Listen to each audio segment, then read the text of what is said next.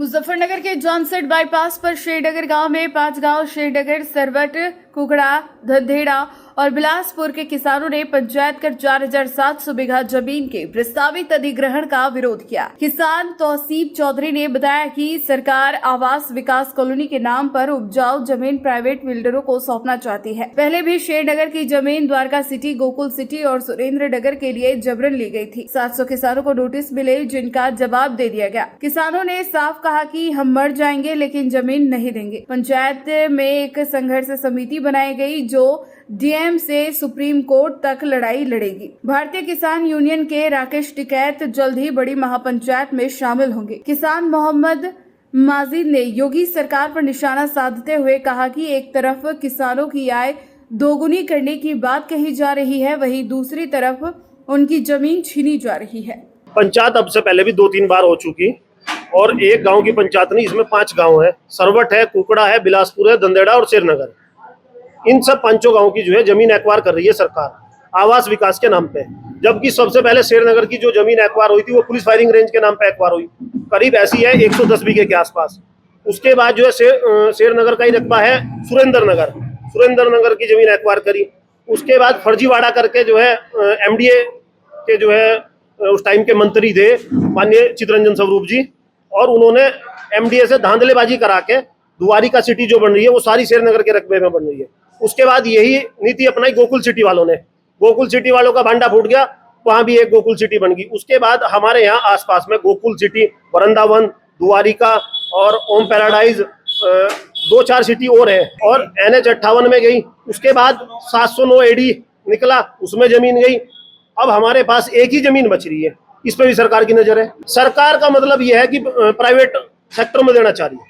अभी कुछ दिन पहले आए भी थे, हरियाणा के कुछ बिल्डर थे, उनका कहना यह था कि सरकार के द्वारा जो एक्वायर कराएंगे प्राइवेट में हम प्लॉटिंग करेंगे। नोटिस आया, नोटिस का हमने जो है जवाब भी दिया है। सभी ने लगभग जो है कोई आदमी नहीं बचा। 700 किसान थे, उसमें 250 कचरा नंबर थे।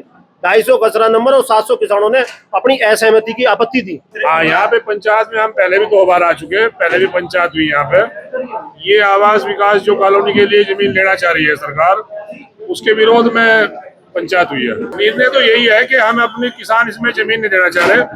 और अच्छा, हमारे यहाँ मुजफ्फरनगर में आवास विकास कॉलोनी पहले से भी है, ये शकुंतलम कॉलोनी है, आज तक वह भी पूरी डेवलपमेंट नहीं हुई।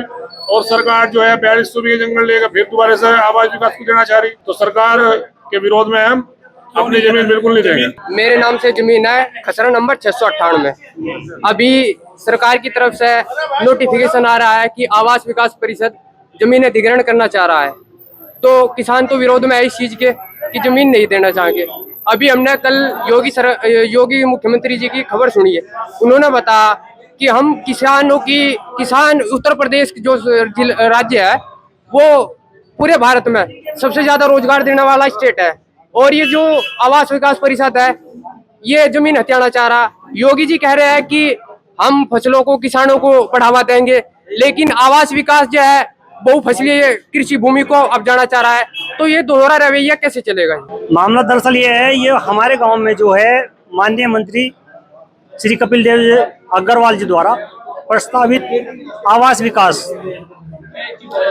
योजना के अंतर्गत उन्होंने हमारे गांव की जमीन को, जो उपजाऊ जमीन है, हमारी सहमति के बगैर इसमें आवास विकास निर्माण के लिए प्रस्तावित कर दिया।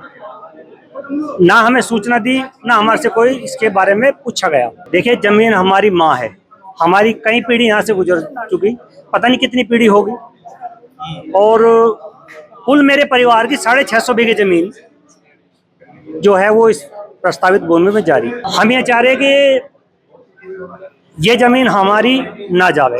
अगर उन्हें लेनी ही थी तो थोड़ी आगे को पहुंच जाते, 1-2 किलोमीटर आगे कुछ हमारी अनुपजाऊ जमीन है जो इतनी उपजाऊ नहीं है।